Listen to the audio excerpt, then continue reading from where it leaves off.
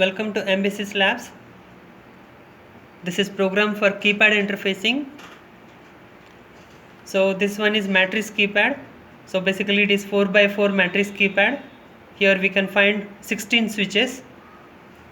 So this keypad can be interfaced using any single data port.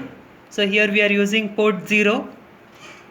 We have also interface LCD and we are showing text on LCD. So LCD data port is port 1, LCD control lines are port 3.5, 3.6 and 3.4. So this program has been written to show different names for corresponding keys. So right now you can observe it is showing 1. Now all keys I will press one by one and you can check the result.